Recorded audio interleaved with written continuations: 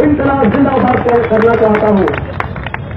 और उस दूसरी बधाई हरियाणा के दूसरे कर्मचारी संगठनों को, 2 लाख कर्मचारियों को बधाई देना चाहता हूं। सभी यूनियन के कर्मचारी एक घंटे पर एकजुट होकर जो रोडवेज साथियों का, उनकी यूनियन का, उनके संघर्ष का साथ दे रहे हैं। और तीसरी मुबारकबाद मैं उन जन संगठनों को देना चाहता हूं, चाहे वो किसान है, चाहे वो मजदूर है, चाहे वो हरियाणा के आम लोग हैं, चाहे वो ग्राम पंचायतें हैं, खाप पंचायतें हैं, जिन्होंने इस प्रदेश को और इस देश को बचाने की लड़ाई के लिए रोडवेज कर्मचारियों की यूनियन को, उनके संघर्ष को समर्थन दिया, उन सभी लोगों का भी बहुत बहुत धन्यवाद करना चाहते हैं। साथियों, ये लड़ाई रोडवेज की लड़ाई नहीं है, ये रोडवेज को बचाने की लड़ाई नहीं है, ये हरियाणा प्रदेश को और इस देश को बचाने की लड़ाई है। क्योंकि हरियाणा रोडवेज, जिसके बारे में हरियाणा की खट्टर सरकार ने जितने भ्रम पैदा करने की कोशिश की, करोड़ों रुपया पानी के अंदर बहा करके उन्होंने अखबारों के अंदर कितने विज्ञापन छपवाए कि ये जो कर्मचारी है ये ओवर टाइम लेते हैं, ये रोडवेज घाटे के अंदर चल रही है। अरे शर्म आनी चाहिए। ये हरियाणा रोडवेज है जो एशिया की सबसे बड़ी रोडवेज है, जो एशिया की सबसे सुंदर रोडवेज है, जो लगातार मुनाफे के अंदर चली हुई है। हरियाणा के अगल बगल के प्रदेशों को देखिए, पंजाब के अंदर जाते हैं, रोडवेज की बसें वहां पे देखने को नहीं मिलती। प्रकाश सिंह बादल की बसें वहां पे ज्यादा मिलती है। अगर हम राजस्थान के अंदर जाते हैं तो राजस्थान के अंदर भी मटोरिया की प्राइवेट बसें जो है वो वहां पे देखने को मिलती है। और हरियाणा सरकार की अंधी और बहरी सरकार, लुटेरी सरकार, उनकी की दृष्टि भी हरियाणा रोडवेज की है के ऊपर है। कई बार अपने आप को जो पूरे देश के अंदर ये बोलते हैं कि हमारी पार्टी दुनिया की सबसे बड़ी पार्टी है, वो लुटेरी सरकार के मुखिया की दृष्टि भी हरियाणा रोडवेज की के ऊपर है कि एक साल में 500 करोड़ रुपया जो हरियाणा की रोडवेज बस कमा रही है उसे खत्म कर दिया जाए। सिरसा से लेकर के चंडीगढ़ हो, सिरसा से लेकर दिल्ली हो, हर जगह अमित शाह की पैनी नजर है, हर जगह हरियाणा के मंत्रियों की पैनी नजर है। और वो हरियाणा के बसों का निजीकरण करना चाहते हैं। इसलिए इस मंच के माध्यम से उनको बता देना चाहता हूं कि हमारे रोडवेज के भाई, हमारे रोडवेज के कर्मचारी अकेले नहीं है, पूरे हरियाणा की 2.5 करोड़ जनता उनके साथ खड़ी है। और किसी भी सूरत के अंदर हरियाणा की रोडवेज के ऊपर आंख उठा के मत देखना, किसी भी सूरत के अंदर। खट्टर सरकार मुर्दाबाद, खट्टर सरकार मुर्दाबाद, खट्टर सरकार मुर्दाबाद। और दूसरी बात साथियों, हरियाणा के अंदर प्रदेश के मुख्यमंत्री क्या बोलते हैं कि रोडवेज के कर्मचारी हमारे नीतिगत फैसलों के अंदर दखल न दें। पूछना चाहते हैं कि तुम्हारी नीतियां क्या हैं?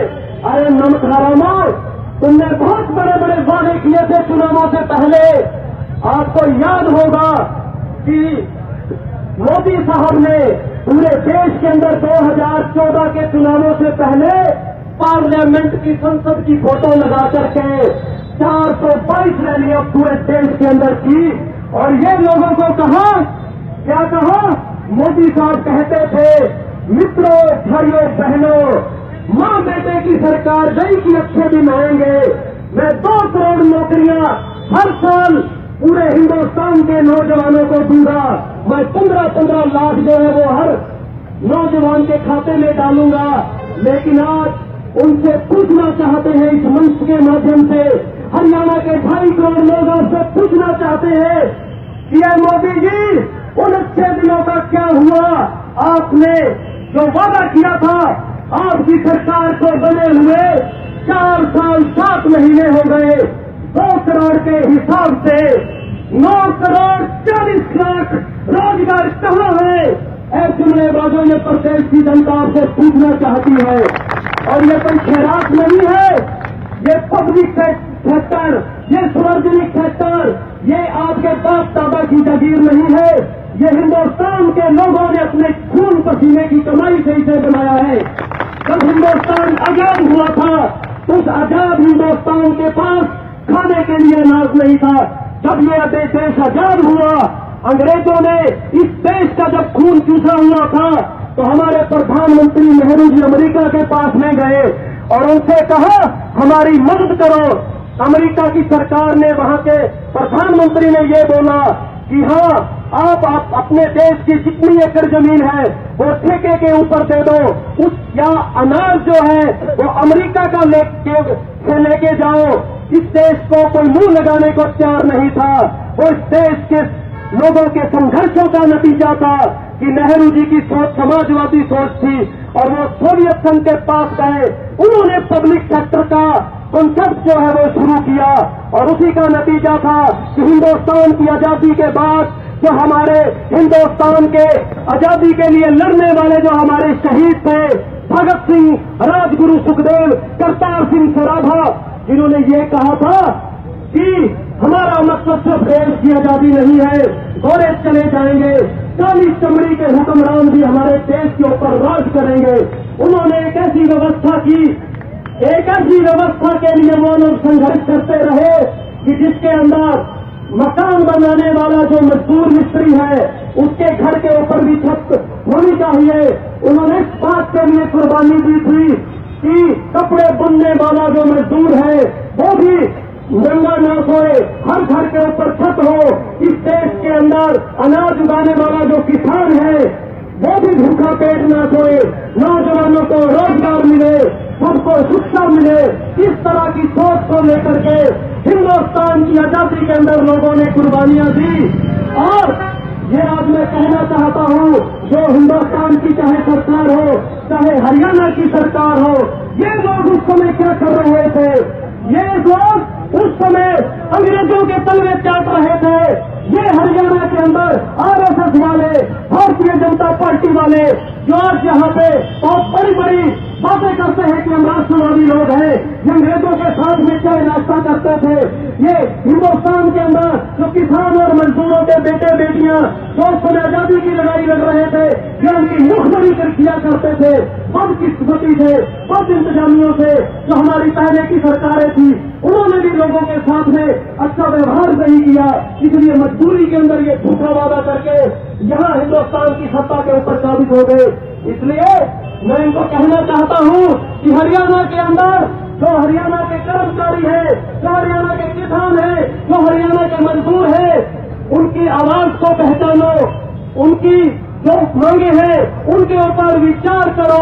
किसी भी सूरत के अंदर तुम्हें रोडवेज के अंदर निजी बसों को जो है वो नहीं लाने दिया जाएगा, क्योंकि अगर रोडवेज का निजीकरण होगा तो बसें प्राइवेट चलेगी, और अगर बसें प्राइवेट चलेगी नौकरियां भी प्राइवेट मिलेगी। एक बस अगर सरकारी चलती है तो 7 लोगों को रोजगार मिलता है। मैं फिर से बधाई देना चाहता हूँ, रोडवेज के कर्मचारियों ने जो मिसाल कायम की है, सरकार ने जब ये बोला कि आपको ओवर टाइम हम देना, तुम ओवर टाइम लेते हो, तो जब इस तरह की बातें चली तो उन्होंने कहा कि हम लोग, हमारी जो लड़ाई है वो सिर्फ तनख्वाह बढ़ाने की लड़ाई नहीं है, हमारी लड़ाई रोडवेज को बचाने की लड़ाई है। और उन्होंने कहा 1 साल का जो भत्ता है वो हमें जो भी मिला हुआ है, या इसके अलावा हमारे 2 महीने की जो तनख्वाह है वो भी हम सरकार के कोष में देना चाहते हैं।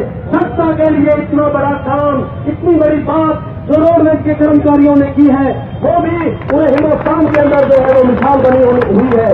इसलिए ये जो सवाल है, ये जो लड़ाई है, वो देश को बचाने की लड़ाई है। और ये निजीकरण की बीमारी, इसको देश में कौन लेके आया? इसको देश के अंदर 1992 के अंदर मनमोहन सिंह जी लेके आए, जो कोई नेता नहीं थे। वो वर्ल्ड बैंक के अंदर एक मैनेजर थे, वहां नौकरी करते थे। इस देश को बेचने के लिए वो वहां पे हिंदुस्तान के अंदर राजनीति के अंदर उनको लाया गया, और आने के बाद में सारा उन्होंने ये कहा कि लोगों को एजुकेशन देना सरकार की जिम्मेदारी नहीं है, लोगों को सस्ता इलाज देना सरकार की जिम्मेदारी नहीं है। लोगों किसानों को जो है सब्सिडी देना और एमएसपी जो है वो सारी चीजों जो है वो सरकार की जिम्मेदारी नहीं है। और उसी का ये नतीजा है कि आज सरकारी स्कूलों की हालात क्या है, आज सरकारी अस्पतालों की हालात क्या है, जो नीतियों का नतीजा है। अब लकीर खिंच चुकी है, अब लकीर खिंच चुकी है। हमारे थोड़ी देर पहले साथी बोल रहे थे, वो बोल रहे थे कि हम यहाँ या मैं यहाँ पे कोई राजनीतिक बात करने नहीं आया। सारी बात ही राजनीति से शुरू होती है और सारी बात ही राजनीति से खत्म होती है। अगर हम राजनीति के अंदर ना भी जाए तो भी राजनीति हमारे जीवन का फैसला करती है। फीसें बढ़ेंगी कि नहीं बढ़ेंगी, किसानों को उचित दाम मिलेगा कि नहीं मिलेगा, सस्ता इलाज मिलेगा कि नहीं मिलेगा, रोडवेज का निजीकरण होगा कि नहीं होगा, ये सारी चीज राजनीति से जुड़ी हुई है। लेकिन हम लोगों ने अपनी राजनीति को नहीं पहचाना है। इस देश के अंदर दो तरह की राजनीति है।